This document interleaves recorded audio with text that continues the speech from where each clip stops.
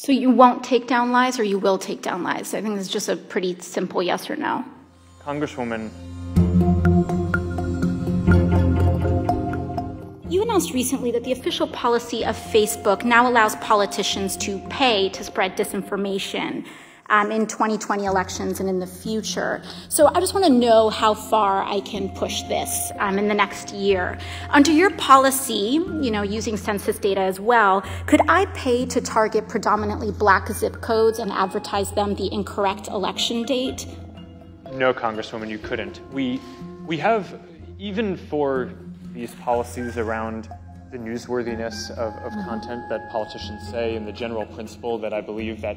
But you said you're not going to fact check my ads. We have, if anyone, including a politician, is saying things that can cause, that is calling for violence, or could risk imminent physical harm, or voter or census suppression when we roll out the census suppression policy, we will take that content down. So you will... There is some threshold where you will fact-check political advertisements. Is that what you're telling me? Well, Congresswoman, yes, for specific things like that, where there's imminent risk of harm. Could I run ads targeting Republicans in primaries saying that they voted for the Green New Deal? Sorry, can you repeat that? Would I be able to run advertisements on Facebook targeting Republicans in primaries saying that they voted for the Green New Deal? I mean, if you're not fact-checking political advertisements, I'm just trying to understand the bounds here. What's fair game? I don't know the answer to that off the top of my head. I think so. You don't know if I'll be able to do that. I think probably. Do you see a potential problem here with a complete lack of fact-checking on political advertisements? Well, Congresswoman, I think lying is bad, and I think if you were to run an ad that had a lie, that would be bad. That's different from it being, in our position, the right thing to do to prevent your constituents or people in an election from seeing that you had lied. So you won't take down lies, or you will take down lies? I think it's just a pretty simple yes or no.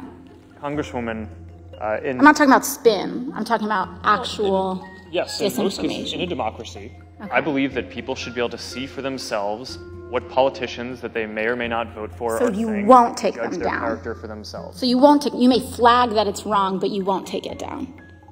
Congresswoman, it depends on the context that it shows up. Organic post, ads, right. The treatment is a little One more question. In your ongoing dinner parties with far-right figures, some of who advance the conspiracy theory that white supremacy is a hoax, did you discuss so-called social media bias against conservatives, and do you believe there is a bias? Congresswoman, so I don't remember everything that was in the question. That's all right. I'll move on. Can you explain why you've named the Daily Caller, a publication well-documented with ties to white supremacists, as an official fact-checker for Facebook?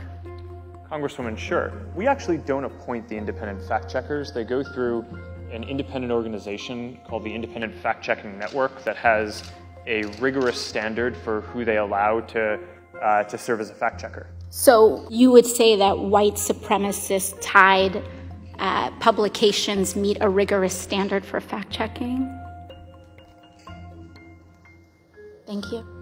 Congresswoman, I would say that we're not the one assessing that standard. The International Fact-Checking Network is the one who is setting that standard.